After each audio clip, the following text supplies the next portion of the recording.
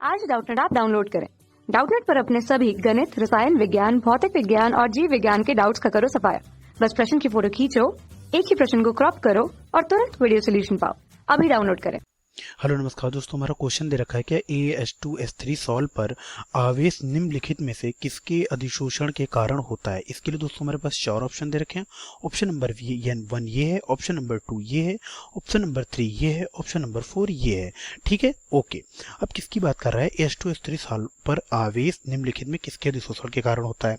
अब दोस्तों इसको समझने के लिए हमें क्या समझना होगा, वैद्युत द्विस्तर सिद्धांत। अब इस सिद्धांत के अनुसार क्या होता है, जो कोलाइडी कणों में क्या होता है कि इस सिद्धांत के अनुसार कोलाइडी कणों में विलयन से आयनों को अधिशोषित करने की प्रबल प्रवृत्ति होती है। ठीक, सबसे पहला पॉइंट क्या है, मैं जो एक एक पॉइंट करके आपको समझाऊंगा उसको आप ध्यान देते जाइएगा। पहला पॉइंट में क्या बोला कि कोलाइडी, क्या बोला मैं, कोलाइडी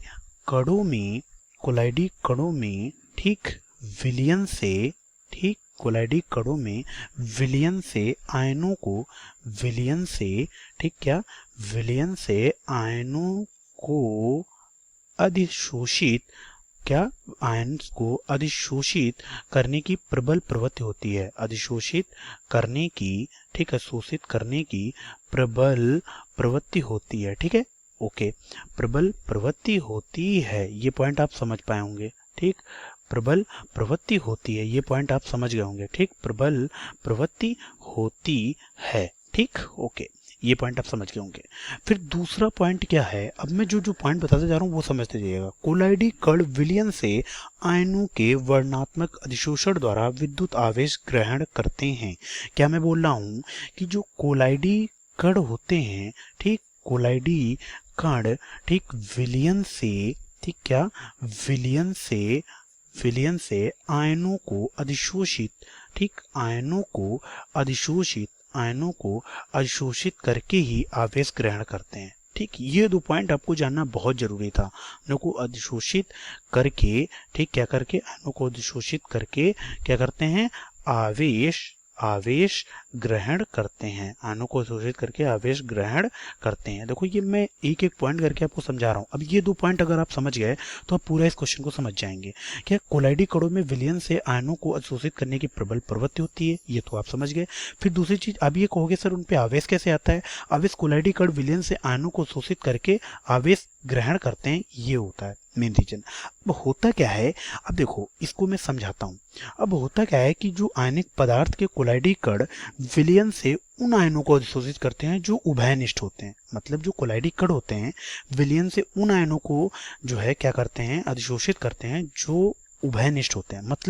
मतलब मैं ये कहना चाह रहा हूँ क्या कि जैसे हमारा आर्सेनियस सल्फाइड सॉल्ट कैसे बनता है, आर्सेनियस ऑक्साइड मतलब AS2, ठीक है, O3, ठीक, AS2O3 हो गया। ओके, फिर हमारा क्या होता है, हाइड्रोजन सल्फाइड मतलब H2S, ठीक है, ओके। अब ये कौन से आयन को जो है अधिशोषित करते हैं, ठीक, तो आर्सेनियस ऑक्साइड और हाइड्रोजन से बने आर्सेनियस सल्फाइड के कण विलयन से सल्फाइड आयनों को अपने पृष्ठ पर अधिशोषित करते हैं। ठीक, तो देखो अब होता क्या है कि सल्फाइड आयन होता क्या है कि देखो मैं आपको बताऊं। अब देखो हमारा क्या है, इससे कौन सा सॉल्व बनता है, इन दोनों से हमारा कौन सा सॉल्व बनता है, AS2S3। ठीक, अब देखो ये H2S3 सॉल्व है, ठीक, तो जो कोलाइडी विलयन होगा H2S3 का, वो इन दोनों में से कौन सा आयन अपने ऊपर अधिशोषित करेगा। तो देखो भाई इसके मतलब जब आयन अधिशोषित करेगा तभी तो वो भैया उसके ऊपर आवेश आएगा। तो H2S3 सॉल्व, अब इनसे कौन सा आयन अपने ऊपर अधिशोषित करेगा। मैंने क्या बोला कि विलयन से, जो कोलाइडी विलयन होता है वो मतलब अपने जो, मतलब जिस विलयन से बनता है। अब देखो ये हमारा कोलाइडी सॉल्व है, मतलब इसके जो कोलाइडी कण हैं विलयन से किस आयन को अधिशोषित करेंगे, जो उसके आयन के जो है क्या होगा, उभयनिष्ठ होगा। अब देखो इसमें कौन कौन से आयन है, इसको ऐसे ही इस क्वेश्चन को सॉल्व किया जाता है। देखो इसमें हमारे क्या AS+3 और सल्फर डबल निगेटिव। अब इन दोनों में देखो इनमें कौन कौन से आयन है। देखो एक हमारा A जो हमारा क्या है, जो है जैसे AS2O3 और H2S है, ठीक है। तो देखो यहाँ पे हम किसकी बात करेंगे कि H2S में से, मतलब इस H2S में से ये कौन सा आयन ग्रहण करेगा। ठीक, ये H2S से कौन सा आयन ग्रहण करेगा ये आपको जानना बहुत जरूरी है। ठीक, तो H2S से कौन सा आयन ग्रहण करेगा भाई, ये H2S से वो आयन ग्रहण करेगा जो इसके उभयनिष्ठ हो। कौन? जो इसके उभयनिष्ठ हो। भाई इसके उभयनिष्ठ कौन है? भाई सल्फर डबल निगेटिव। तो हमारा कौन सा? सल्फर डबल निगेटिव आयन ग्रहण करेगा। जो H2SO4 है सल्फर डबल निगेटिव आयन ग्रहण करेगा। ठीक, ओके। तो हमारा इसमें कौन सा ऑप्शन सही होगा दोस्तों? हमारा इसमें ऑप्शन सही होगा चौथा। ठीक, बाकी हमारे ऑप्शन क्या होंगे? गलत होंगे।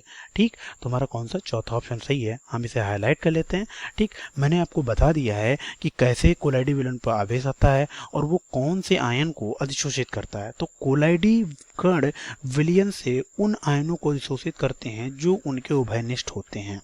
ठीक, तो मैंने क्या बताया कि जैसे आर्सेनियस सल्फाइड के कण विलयन से H डबल निगेटिव को अधिशोषित करते हैं। क्यों? क्योंकि यहाँ पे H2S का जो विलयन बनेगा उसमें कौन सा जो है इसके साथ मतलब उभयनिष्ठ होगा। भाई सल्फर डबल निगेटिव, यहाँ भी सल्फर डबल निगेटिव है, यहाँ भी सल्फर डबल निगेटिव, भैया यही उभयनिष्ठ है। तो इसको यह क्या कर लिया?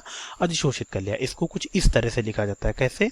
ऐसे लिखा जाता है, देखो AH2S3। ठीक, ओके। अब देखो इसके ऊपर कौन सा आयन अधिशोषित हुआ? ये। और इसको कैसे? देखो ये विलयन था हमारा, इसीलिए इस विलयन से देखो ये हमारा यहाँ पे H2 ये 2H प्लस इधर आया, ये सल्फर डबल निगेटिव इधर आया। इसको इस तरह से लिखा जाता है। तो हमारा कौन सा? सल्फर डबल निगेटिव आयन जो है ये अधिशोषित करता है, इसीलिए हमारा चौथा ऑप्शन करेक्ट है। तो मैं आशा करता हूँ पूरी चीजें आपको समझ में आएंगी। धन्यवाद। कक्षा 6 से 12वीं से लेकर नीट, IIT, JEE वो एडवांस के लेवल तक 1 करोड़ से ज्यादा छात्रों का भरोसा। आज ही डाउनलोड करें डाउटनेट ऐप या व्हाट्सएप करें अपने सारे डाउट्स 8400 400 400 पर।